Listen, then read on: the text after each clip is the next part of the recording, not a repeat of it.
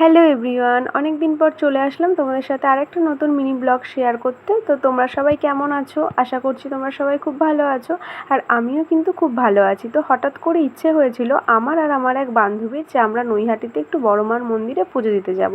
তাই সেই মতো সকাল সকাল আমরা দুজনেই ঘুম থেকে উঠে একদম স্নান টান করে রেডি হয়ে বেরিয়ে গেছিলাম। তো দেখো, চলেও এসেছি বড় মার মন্দিরের সামনে।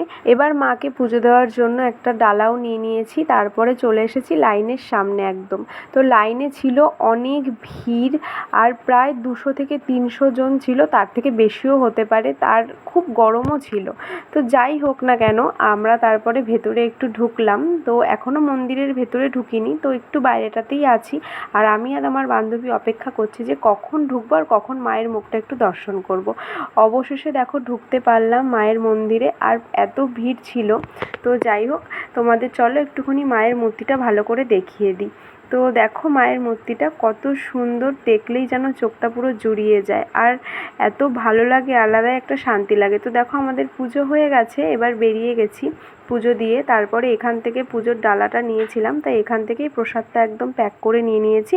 তো চলো আজকের মতো ভিডিওটা এখানেই শেষ করছি, দেখা হবে নেক্সট ভিডিওতে। টাটা।